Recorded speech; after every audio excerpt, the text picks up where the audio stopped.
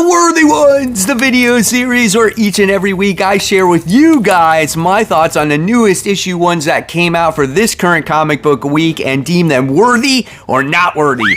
I'm Mike Spider Slayer. Welcome back to Comic Book Corner 2.0. If you love daily comic book content and you think you might like me helping you make decisions on what comic books to buy and you haven't hit that subscribe button, what are you waiting for, guys? Go ahead and hit it. So this week we have a nice variety of books. We got a DC, we got some Marvel, we got some indie, we got some horror. So I think this is going to be a fun episode. So let's jump into it. 'Tis the season to be jolly. Fa la la la la la la la la. Yeah, that's right, guys. So we had some creepy Christmas horror books that came out this particular week. I think there was like 3 of them. There was a Creep Show one, there was Shiver suspense stories, and then there is the Dread the Halls story as well. And I decided not to get the Creep Show one, and I decided to get Dread the Halls and Shiver suspense stories. So this is the one we're talking about first. Shiver suspense stories issue 1. It's a 56-page comic, $8. So it's pricey. Yes, it has a lot of pages, but you know, sometimes these types of books, you got to make a decision, you know, do I want to spend $8 on like an anthology Christmas horror book, right? Well, if you're a horror fan, then yeah, maybe you might want to. So you got a bunch of different stories in here. And the thing that kind of took me out of this book a little bit was how short these stories are. I like anthology books, or I shouldn't say, I don't mind anthology books when there's less stories and the stories have a little bit more room to breathe. I don't like anthology stories when they're like 3 pages, 4 pages, 5 pages. So here there was some of them that were okay, right? So there was one story in here that was called The Last Ornament. That was the longest story, and it was 10 pages. And I actually liked that story the best, right? Then you had some stories in here that was like 6 pages. And I just felt like some of the stories in here just weren't as entertaining as I would want them to be. They were kind of boring in my opinion here. But again, the story that shined, and I don't know if this warrants you to buy an $8 comic book, was this Last Ornament story, as it talked about this girl whose love and passion for Christmas was just dumbfounded. Like, it was just like, you couldn't believe it. She wouldn't put away the Christmas tree. She had all these ornaments from this country, and she put them on the tree every year. And as she got older, her life got worse, and the ornaments started disappearing. And then this ornament like has this power, right? They gave her like, I don't know, maybe like internal life or to celebrate Christmas forever. And then like the ornament died, right? So like, I kind of like that. And what happened to her family members was pretty freaking creepy. So that part of the story was actually good. But the rest of the stories in here, I just didn't find as entertaining. I thought they were just a little bit slow, and I was like, it's all right. But for me, for you, I guess I would say that this book is not worthy. Yeah, there's other horror books out there this week, and I feel like there was one better than this, and we will definitely get to that. So when I look out for the cost of $8 and a good story or a great story, there was only one in this. So I'm going to give this one an overall a D+. I thought artwork was pretty good in some of them, but it could have been a little bit more creepy, but there was only really one good story here. Dread the Halls, this is issue 1, and now I saw on League of Comic Geeks, this was obviously supposed to come out on December 4th, but I got it today, so let me know if you guys got it on the 11th or if you got it on the 4th. Nevertheless, it's still a horror anthology, Christmas-themed comic book, right? Has different short stories, but I felt the stories in this particular book was a little bit more entertaining. I also thought that the artwork was a little bit more creepy. I just thought that overall this was just a better quality book. Like every story I was really engaged with, and I felt like I was like in a real horror movie here. I thought it was really great. There was nice separation between stories too, where they have like this gift wrap page, and it tells you like what the name of the next story is, and it's really distinct, and I like that. Kind of almost makes you feel like you're really reading like mini separate books. And again, it had a little bit more room to breathe. Now, there was one story in here about Christmas carolers that would take over your soul, which was quite interesting. There was another story about these two kids that wanted to capture Santa Claus, right? And let's just say when you do bad things are going to happen to you.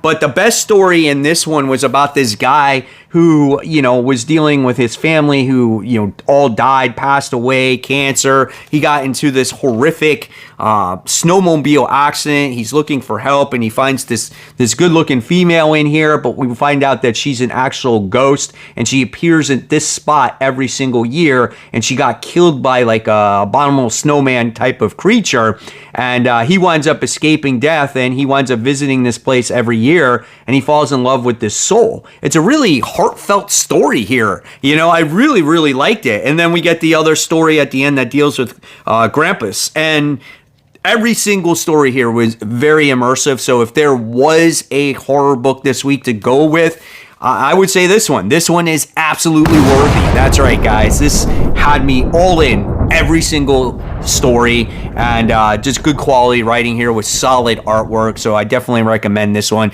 And I'm going to give this one an A. There's not always so many anthology books that I can sit there and recommend, because there's a lot of times like I don't like small stories. I like a story to breathe a little bit, right? I feel like some of these small stories are rushed. Plus, this one's a little bit more affordable. So, yeah, there's my thought on that. Your friendly neighborhood Spider-Man. This is issue 1, 32 pages for the price of $5. This one's written by Christos Gage, and the art is done by Eric Gapster.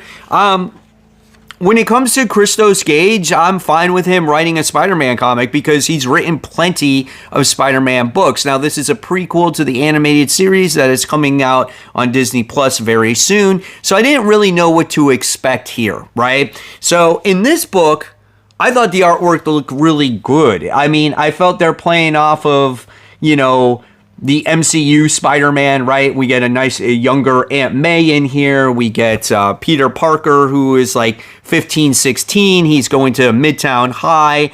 And we get an unlikely team up in this book, which I didn't see coming at all. And he winds up teaming up with Nico from the Runaways, which I think is actually pretty cool, and their dynamic and their interactions between each other will actually really good. Okay, so I like that. And in this book, you see not really an origin story of Spider-Man like we always get it. We get to see the instance of where he gets bit by the spider, right, which is a little bit different, and him acquiring his powers for the first time. But we wind up seeing Nico and Peter kind of investigate a situation that happened at Midtown High, right? And he acquires these powers for the first time. He's like, oh shit. He's like, man, this is great. Like, I'm breaking locks. I'm freaking jumping buildings and all kinds of other stuff. And I thought that was really good. I mean, it was a fun issue, right? And again, the interactions between Nico and Peter were awesome. And I just kind of like how smart he is in the comic book as well. So yeah, great moments in here. I think this book is worthy. And it's not just a one-shot. It actually continues. So I'm definitely going to be on board. Was it the best thing? No, it was not the best thing ever. But I do think it was a fun read. And it might get you a little bit excited for the show to come. So at the end of the day, I'm just going to give it a solid B. I want to know in the comments below, did you guys pick this up? Laura Kinney, Wolverine, issue 1. Legacy numbering 69. 32 pages, $5, written by Erica Schultz. Rachel Rosenberg is the colorist, and the art is done by Glada Belvizio. I thought the artwork was okay. There's instances where the art was a little wonky, like, so for this particular panel, like, what's going on right there, right? But there's some other action scenes that are really good, so I feel like the small panels didn't work. Bigger panels worked, decent facial expressions. At times, I thought it was a little bit heavy on the inks.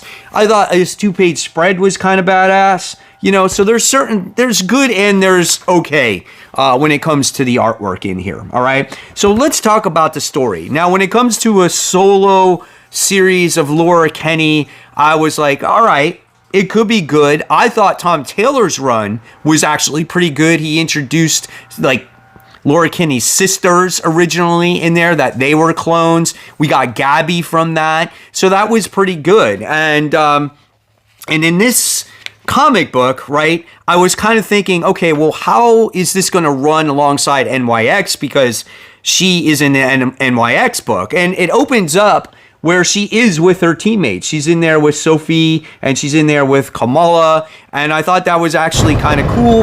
And then they go to the memorial where the X base was in New York, the X tree, and when we get to see this random mutant, right? And she's like, they're like, how can we help you? And she's like, no. And she like runs away. She's like crying. It's like awkward. She's like holding herself. And I'm like, that's just awkward.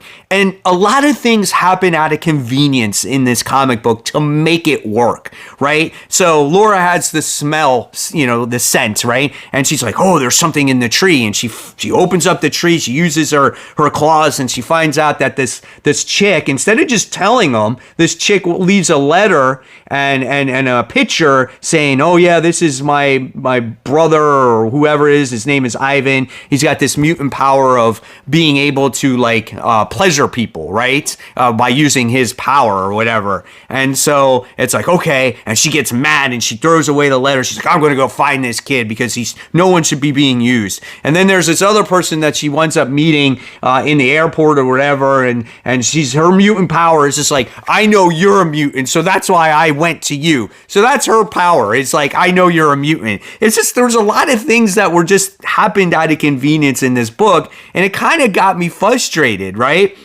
And so I like Laura's voice, how she wants to help people. She wants to save mutants and people, and normal humans alike. But for me, this book really was not worthy. Yeah, it wasn't that great. It seemed generic. The main villain seemed a little bit generic. The mutants in here were a little bit generic. The story is, I don't know, for a first issue, I don't know if this is something that I'm going to really continue. I might, just because I like the character. Maybe we'll see where it goes. But at first, before I did this review, I thought maybe I would give this book like a C. But really, I think I'm going to give it a D+, guys. It's got decent artwork. I like some of the character interactions. I do like Laura, but everything else surrounding it was a little bit rough. I am really curious to hear your thoughts on this comic book in the comment section below. Ultimate Universe 1 Year In Issue 1, a 40-page comic book for the price of $6. This book is written by Chris Condon and Denise Camp. Now, I think Chris does the story with Wolverine, and Denise Camp does like the Ultimate story because he's been writing the Ultimate book. Now, you guys know that I've been following my channel. I am a huge fan of the Ultimate series. I think it's been really good. I think it's been really building. We've gotten to see all kinds of different casts of characters, whether it's I would say, let's talk about some characters, right? When we got to see Hawkeye, we wind up getting to see Doctor Doom, we wind up getting to see like Iron Lad, we get to see all these different characters kind of come together to form this ultimate team. And now in this issue, we get to see more of the console, and you get introduced to Nick Fury in this world, which I think was really awesome. Right, here is the interior artwork. This is kind of like the first page. The artwork in this book is great. It does a wonderful job at telling its story, and it introduces things in a very funny way about this guy being a possible terrorist, and they fry him right from the start. And then it's like, boom, oh, it's S.H.I.E.L.D. Wait, no, it's the Hand. So this is this version of the Hand, and it's kind of, or this version of S.H.I.E.L.D., but of course it's led by this world's like Nick Fury, right? And we kind of get to learn a little bit about Nick Fury and like his past and all these different things. And we get to see the console here as well. Now, Nick Fury obviously reports to the maker, and he also reports to the console. And he winds up bringing them to give them a report of what's going on, right? And so this was a very interesting story and a very unique way of getting readers on board on who these particular characters are, who the Hand is, what the maker's mission is, and all those different types of things, right? Very interesting book. And I'm not going to spoil the end of this story, but when I got to the end of this story, this one wound up definitely making it worthy. A awesome treat. I was like, oh no, these people are cruel. And I was like, wow, I cannot believe that. And it was just so good. So if you have not read the Ultimates, like I've said before, guys, I would go and read it. This might be a pretty good jumping on point for you too, because it does give you an insight of everything that's going on. And then, of course, you wind up getting the Ultimate Wolverine story, which we kind of got to see in a couple of preview pages, right? And it gives you that little bit of a story of, like, who's working with the maker to create this super soldier, how hard it was to create him because people would die, and now he's finally created, and there he is. Ultimate Wolverine, known as this version's Winter Soldier. So absolutely brilliant book. This book gets an A+ for me. I will definitely recommend the Ultimates. A great story to finish up year one. They could have done a lot of flashbacks, things like that, cheap things, and I just love how this book is not, you know, restricted by editorial. It's like you can get to play in the sandbox or in the toy box and do whatever it is that you want. In Bloom, this is issue 1. This is done by Boom Studios. It's a $5 comic book. It's written by Michael Conrad. The art's done by John Pearson. The artwork's pretty good in this comic book. It's got a few different things going on in it. There's a murder mystery. There's a disease going on that people welcome. But when originally what made me bought this comic book or put it on my FOC was it's like it felt like an apocalyptic world. It was just like these people developed this disease where it's just like this plant life disease or something like that, and then they're forced to live in this world, right? But the difference is instead of being scared of it, they welcome it. And I'm like, what? That's what I got out of this book when I started reading it. I'm like, you welcome yourself transforming yourself into this shit, right? So it's just kind of weird, right? But when I started reading this book and I saw this guy in the shower and he's like, what the hell? And he's like, oh, please. And he's like, hell yeah. He's like, I'm part of the Bloom. And he's like freaking out over it. I'm like, what? And then it kind of changes direction into this part where we wind up seeing this murder investigation happen, and there's a person out there or somebody or something killing these people that have this Bloom disease, right? They're against what's going on, and it's been like 13 people now that have been killed, right? So I feel like this book has many different directions going on with it, because not only do you see people getting infected and welcoming them this disease, you wind up seeing this murder investigation happen. Then you learn about the thing called the upscaler, right? And it's like when people are old and they're ready to sacrifice themselves for the greater good so the Bloom can, I guess, grow, right? They put themselves in this upscaler and then their fumes basically go everywhere and it helps with the blooming process, okay? And so I'm like, wow, that's weird too, right? And so there's a lot of different directions going on. Honestly, I felt myself most bored with the murder investigation piece, and I wanted more of how this disease actually happened. They touch on it briefly with, you know, everybody is at each other's throat all the time, but then when this Bloom came, it's like it instantly changed overnight. People welcomed it. They thought it was like a transitioning in the world, and they wanted to be part of the Bloom and all this different stuff. And then you got your people that go against it as well. The protesters that are against the Bloom and they don't believe it. So again, I wish I would have seen a little bit more of the world here. But this book was actually worthy. I want less investigation, more world, and this book leaves you off with a cliffhanger when I talked about the people, right, that sacrifice themselves, that go to this upscaler thing. Yeah, it's not what you think it is, right? It's something much more dark, and it leads this book to a much more darker tone. So I liked it. I thought it was enjoyable. Wasn't perfect. I thought maybe there was a little bit too many plot points going on. So that's why I'm going to give this one a B. I wish we could just decompress it a little bit, introduce the world, introduce the disease, have a investigation, and then make this world out to not what it quite means to be. Instead, we kind of put it all in one place at one time. And I think that could overwhelm the reader, but it is a good read. Warning, there is going to be spoilers in this comic book because I have to talk about it, right? So here we go. Superwoman special. This is issue 1, 48 pages for the price of $6. The writer here is Joshua Williamson. The art is done by 2 artists in here, Laura Braga and Nikolai.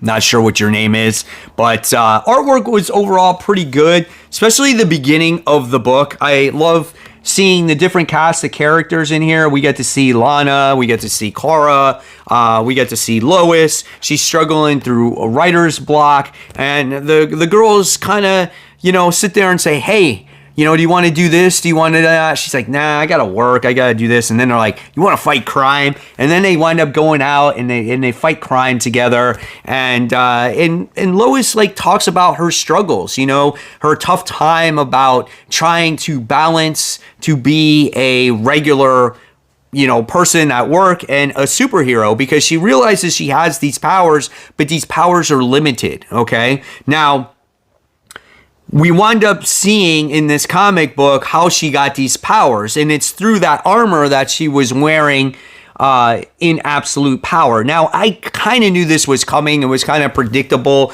Like, it was because of the Amazon robots. When they got destroyed and the powers got redistributed, they wind up going to, like, the suit, and she wound up acquiring these powers. She winds up back in Metropolis, and she realizes then she's got powers for the first time. And of course, she goes to LexCorp, and she's trying, or Supercorp, and she's trying to go to Macy. Is that her name?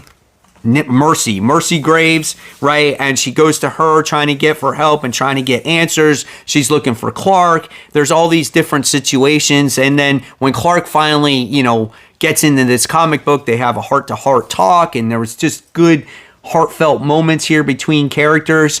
But the big thing that makes this comic book worthy was the end, and this is why I have to talk about this ending. So you get to the end of this comic book, you know, you find out that they're going to work together, and you find out that all of the supers did not lose their powers or got their powers back from the Amazon robots, right? Or Mazo robots, I should say.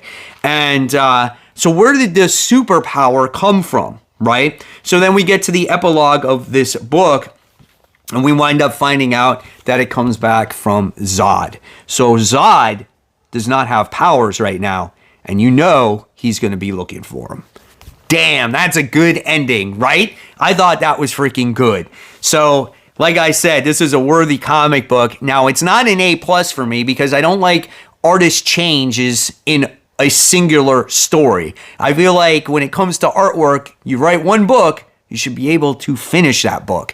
That's my opinion there, right? Also, decent amount of just talking, maybe coffee drinking. You know, I don't always like seeing that, but that's just a small nitpick in a pretty good comic book. I think Joshua Williamson is a great writer overall. And like I said, this book does get an A for me. I definitely would recommend reading the Superwoman special.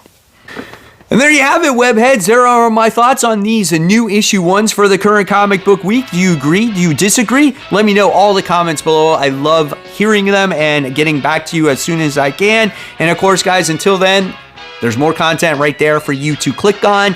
And remember, support the local comic shops. Keep buying, keep collecting, but always remember, read your comic books so we can have great comic conversation. Guys, I'll see you on the next video.